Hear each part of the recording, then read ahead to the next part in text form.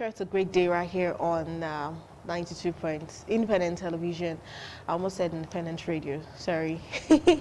My name is Daisy Leo Asikiri. Good afternoon. Thanks for joining us again on the program FLIPSIDE. We'll talk about the other side of the news. So NSAS protest is what's been trending for about a month now. People started with a peaceful protest and then it was hijacked. We had hoodlums, then there were counter accusations and counter accusations. These hoodlums came and they were sponsored by the government. No, these hoodlums came and they were private individuals. These hoodlums and the protest has really stopped. No one is gathering in the streets. Curfew had to be enforced in several states of our nation. And before the curfew came in, after the hijack of those peaceful protests, it actually became more like a riot than a protest. Now, many people lost their lives in the course of this protest. We have people saying security agents were the cost of the bulk of the loss of life, and we have security agents saying they were not even involved at all. Everyone was even trying to protect themselves. So it just keeps going back and forth. But beyond all of this story, the main story is we want police brutality to end, and I am up for that anytime, any day. But many things have emerged from just saying we want police brutality to end, like the looting of properties. Now, we had the car COVID palliatives that were given, and many people felt it was their right to go get it from the warehouses where it was stored. After all, it was supposed to be for COVID, and from the reports we're getting, COVID is already reducing. Businesses are open, we're all hustling back again. So when we needed it, we didn't get it. For that reason, we're going to get it at this stage. They went beyond just getting the car COVID things and into private individuals' homes, stores, warehouses. And apart from the looting of warehouses, we've moved now to broad daylight armed robbery, car snatching. There are weapons in the streets. I mean, police stations were broken into and armory were got broken into. People took lots and lots of weapons from several stations. So I understand what's going on. But today we'll be focusing more on the private individuals who have lost their wares. Next week, we'll definitely talk about the legal angle of this, because we have about 229 looters that will be prosecuted in Lagos alone. So we need to talk about the legal aspect, but today we will talk about the private individuals and what can be done to save them, and what we can also do to ensure that a repeat of these situations will not happen to business owners. But before I introduce my guests, we'll just quickly get a clip of some of these individuals who lost their properties in the course of the looting in the aftermath of the NSAS protest.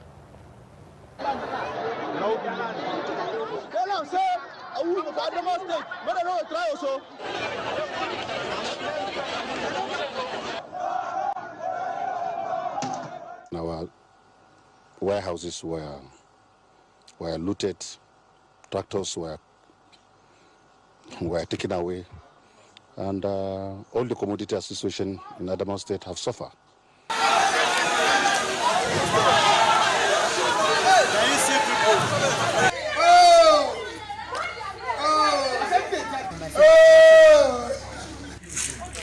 They looted my store. Everything inside the house, inside the warehouse finish. They carry everything, soap. I don't know what to do. They came, they bust this place, they carted away with our diaper, Murphy's diapers, and it's an individual that owns it. Went to mobile barrack. The way we got mobile barrack and we drive inside, we met the commander there. Then begged him to please give me some policemen to come and dispatch these boys. That they are carrying my goods, they break the warehouse and they're packing our goods. You see, then the mobile man said that he cannot do that unless we call commissioner of police. So I wanted to get a number of the person in there. Then when I called them, he says the same thing. That if they send police now, then police come and kill somebody, because definitely by the time that this person then they refuse to go, then if police fire, then I'll shoot somebody, then they will say police has killed. I said, please help us, come and use a tear gas to dispatch these people. He said they cannot come. All right, that's just a clip. There's so many other people who lost their things. This was around Textime Road. Let's not even get into the one that happened around GRA. And you can see that these things that we're taking do not even have the car COVID written on them. But Nigerian youths did not care. We were just packing and packing and packing. So on this, we're going to be having an insurance expert on the show today to talk about NSAS protest counting the cost. That's the part one of it. NSAS protest counting the cost. I have Mr. Stephen Ovolen.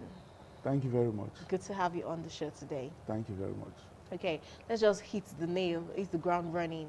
Now, many people have lost properties. We want to know how we can help them. But before that, you deal with insurance. Yes. And the big question I have is, does business insurance cover riots, looting, and vandalism? Of course, in insurance parlance, that's what we call riots and civil commotion and strike. So basically, it falls under what we term the social perils. Perils are divided into components. We have the chemical, we have the natural perils, and we also have the miscellaneous perils. These perils that we are looking at that have confronted us, occasioned by the NSAS agitations, was born out of the fact that insurance has always created provisions for riot and strike, but it's a clause that you must have to buy. You purchase it because you, the customer, you have to ask for it, and it falls under the fire policy and special perils. So once you are picking up fire in itself has so many perils, just as I told you. You can add material damage to fire and property damage, and also buy over the riot and civil commotion, which is a percentage of your sum insured. That is the total cost of goods you are buying. You negotiate with your insurance company and say, should there be issues or agitations that will occasion public unrest, as against the exposure of my property or goods? Because these agitations are not just peculiar to Nigeria. In most of the states in the United States, we saw it with the police brutality and all the protests. I think even this afternoon, I was looking on one of the platforms that a particular store has been vandalized in the US. And a lot have come up during this period. And I think insurance had already created provisions for this. So what you do, the customer, for you to get abreast and to be educated of your right in insurance, whenever you are buying a fire policy or special perils, that special perils in itself is taking care of natural hazard, earthquake, subsidence, Flooding. Yes, a tornado, hurricane, thunderstorm. Why the social peril is what we are exposed to currently, that you are looking at the agitation from the public, usurpation, insurrection, force majeure. So all these are exposures that can come up as a result that it is termed unforeseen. So once you are buying your policy, and we are getting a lot of proposals. You see, funny enough, a lot of our customers are beginning to rethink.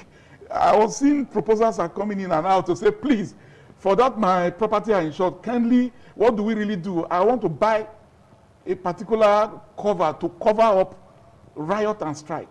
So proposals are coming in fast, and you can see the damage, the losses, especially for the BRT buses in Lagos.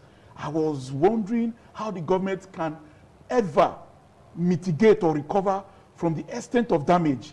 Most of those buses, let me say all the fleets were grounded down. They were burnt down.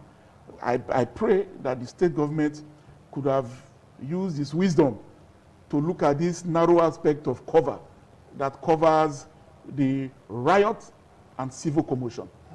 Okay, now many reasons people do not patronize insurance, at least. I know a lot of people do now, but there's still a lot more that are not interested Reason being that they feel when they pay for this insurance, the reasons they are paying for eventually might not happen. And when it doesn't happen, what then happens to their monies? Insurance is a social responsibility profession. It's not something that because you have paid, you must benefit. You understand? Insurance is not what you benefit from. Insurance is an accidental loss provision, something that is unexpected. And if you prepare for a loss, you understand, you have high moral hazard, your proposal will be rejected. If it is discovered that the reason why you are coming to insure this your vehicle or your property is because you know it will be stolen the next day, or fire will finish your warehouse, that is the reason you are coming to insure. You are termed a high moral hazard value in insurance. And the norm binding our profession says don't insure him because he is a risk potential. So what we do in insurance is unforeseen, something you least prepared for, accidental in nature, for future. So it's not when you prepare. So when you now say, okay, how do I benefit from my insurance? Because it's a pool. Insurance is a pool of funds. It's a social responsibility. When we get from you, we will get from you, the total collection of aggregate premium, you understand, is used to mitigate one or two losses that will occur. And mind you, who tell you it will not occur? Did Lagos prepare for what has just happened to them in terms of property damage? All the warehouses that have been destroyed in Nigeria, possibly they've been insuring on fire and material damage over the years. But come to think of it, if they had not been contributing over the years, where will insurance get the premium in terms of reinsurance to reinstate whatever losses they've encountered? So you see, the general public should not look at insurance as a beneficial scheme. It's a scheme that reinstates you to where you were before the loss. It is not a profit-driven venture to say, now that I've insured, the losses that ordinarily I would have incurred, insurance will come and pay for it. Insurance will only take you to the marginal position you were before your loss. So it's a social responsibility function. We take from you, we take from you, we take from you A, B, C, D to mitigate the loss of E or D when it occurs. Okay, what exactly are needed for a business to be insured? What documents, how long does it take? Maybe an estimate of its cost if possible. Insurable interest. We have to identify who is the interest in the insurance. Insurable interest comes to how will I identify the ownership of the transaction. It could be a corporate entity, it could be personal, it could be a trader, it could be an individual. So once that is identified, we look at the sum insured, then we categorize the risk, and we look at the particular policy that befits that exposure. And that is where risk management comes in. We look at, you want to insure your vehicle, for example. Is it a privately driven vehicle? Do you just drive it from work to church, to your office, or to your farmland? Or are you buying it, you are using it for public transportation? We look at these various hazards. Then when you are now exposed to the public, the warehouse, and there's a law in our act that makes it mandatory for all public building. You see, that's why sometimes when we begin to overlook most of these things, I think the government is at the losing end. Yet, they were the one that promulgated that law, you know, making it mandatory for every public building to be insured. For all those parastatals or ministries that did not have those insurance policies in place, I think they'll have themselves to blame. Because this riot and civil disturbance and strikes are all essentials in public insurance in terms of the fire exposure and what we are just seeing, the actions of the public we are seeing right now. And I think insurance will reinstate in terms of building up cash donation, rehabilitating those warehouses, and fixing it back to how it was before the damage, either occasioned by fire or the public action. Okay. Now, how then do you insurance companies deal with fraudulent agents and even fraudulent customers? Because, I mean, if I have a car and I've insured the car, I can damage the car after I've used it for a while just so that it can be replaced. How do you fish those people out? You see, that is why some criminally minded individuals will always tell you the least profession you will try to penetrate is insurance for criminally minded individuals, because we have checks and balances. But initially, you just look at the exposure to say, okay, you can have your way. But when it occurs, when we now begin to do our due diligence from the police report, from the police reporting angle to the evaluation stage, to the loss adjusting, and to every other questionnaire that will come your way, at a point, you yourself will be frustrated. You will know that, man, is a very hard nut to crack. Insurance fraud can only be perpetuated on a freeway when there's an inside job. I'm telling you categorically, when there's an inside job. But for an ordinary fraudster that thinks he can just approach insurance and defraud insurance easily, I don't think, definitely there will be a dead end for him. Because when diligence will now start, he will know that this is a wrong profession to toil with in terms of fraud.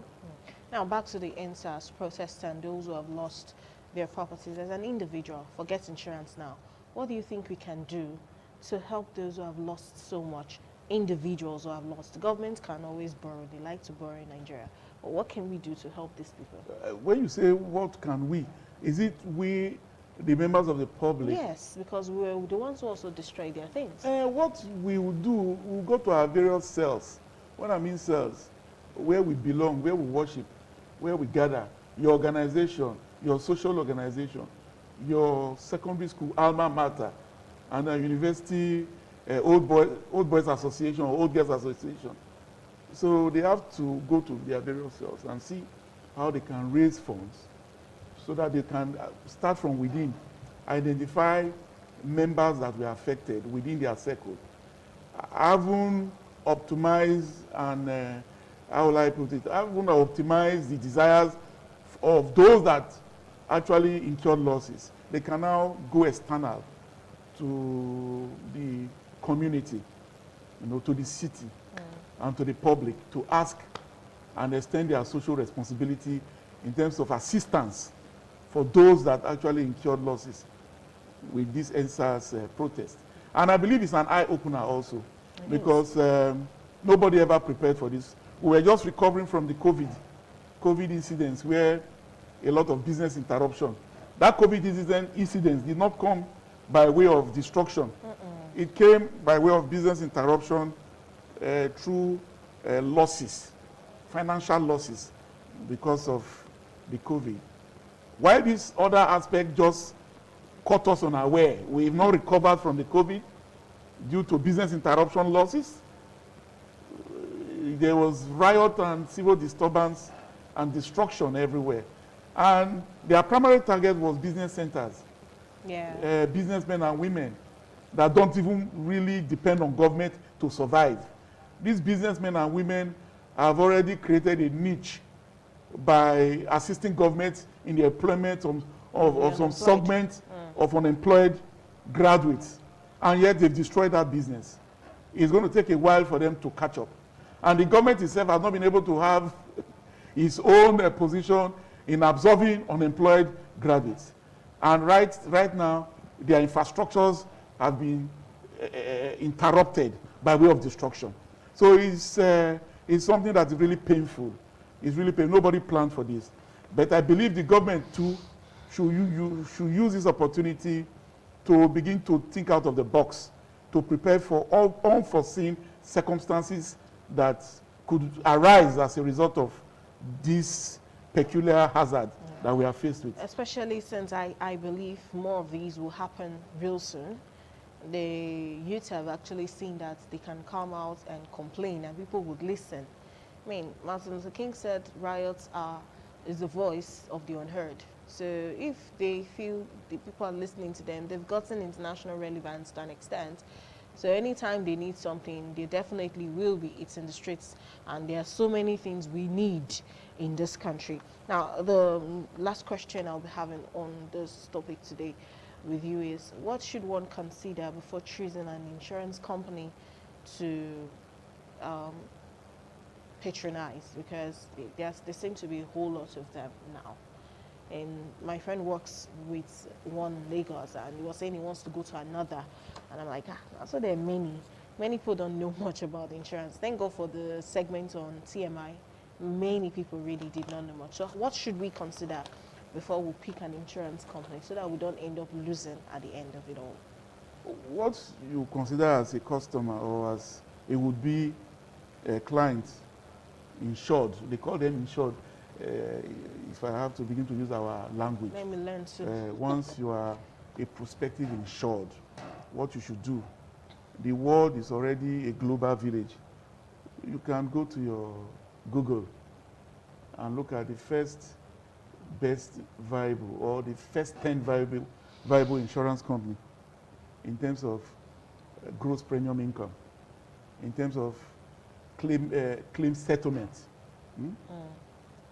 In terms of, how will I put it, due diligence and every other public governance act requirement. They all have so many indicators that will enrich a particular insurance company for the suitability of what you are going for. For those of us that want to go into oil and gas insurance, there are specific, specialized insurance companies whose main aim, duty, obligation is the exposure for the upstream and downstream. That is what they are trained, because they have facultative and reinsurance, how will I put it, relationships in the market. You will not understand what we are saying in terms of every risk is reinsured. So if these modalities are not adequately put in place by this insurance company, they will not be viable in terms of the oil and gas. Then there are some insurance companies too that are specialists in underwriting motor insurance. Over the years, that has been their mainstay, and that is what they have been doing. So they know the rudiments in insuring the risk for motor exposure.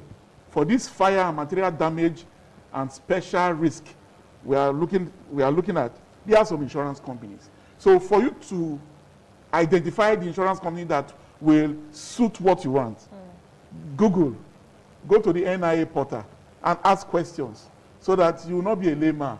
The world is an information highway, so you don't zero your mind to asking physical questions. You know? I almost forgot I would ask this question before we go. Let me just add this one. Now, if I am a newly insured, I joined the insurance company about 2 months before the disaster happened. Will I still be eligible for it? Is it total coverage of what I lost that the company is going to give to me? I mean, I've just started. Obviously, I've not paid so much money into the system. Okay. Will I still get all the attention, all the benefits from the insurance company? I have, how will I put it? I have done underwriting a cover for a brand new Toyota Hiace vehicle that with them for road transportation. We did insurance today. 2 days after, there was total loss. There was an accident, total loss. In as much as you have paid that premium, from the time T moment N, it is registered and you receive your endorsement by way of policy document. It has started counting, even if it happens 3 seconds after. That is the obligation of why insurance is of the essence. They are liable and they will have to pay. You ask a second question, that is to say, if you join an insurance company. As in, you just became newly insured, that you've answered it, and the time is short.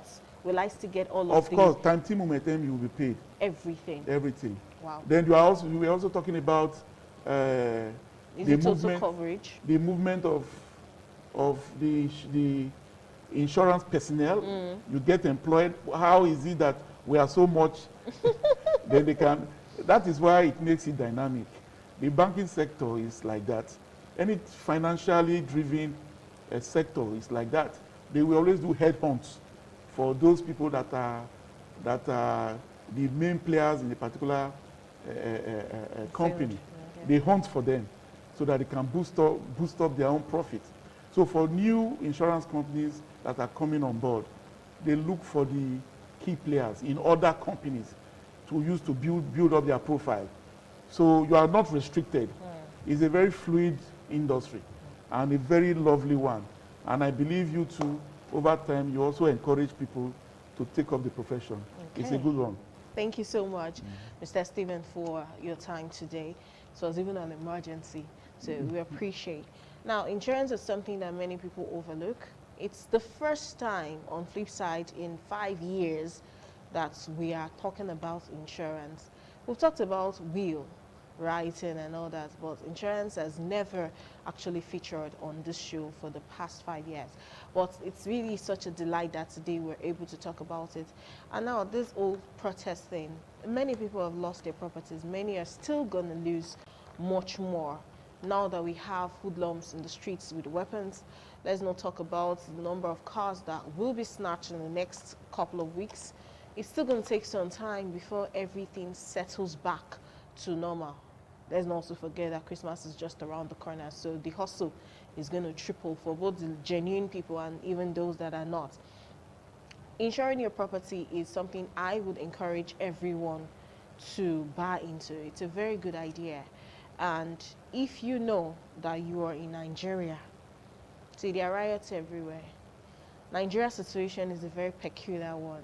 So we have to do the needful to guard ourselves. You know, we've asked for lights, and these days we give ourselves lights. We've asked for roads. We pay money to grade our roads now. We've asked for water. Now we do boreholes for ourselves.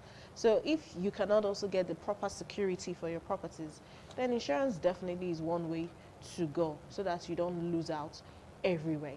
I'm Daisy Liu Asikidi. Thanks for watching. Don't forget you can get the complete video on YouTube today. So just go right now on YouTube if you missed out on any part and download. Leave your comments there. You need the number of the guest. You can also ask for it from our comment section on YouTube. Bye and see you next week.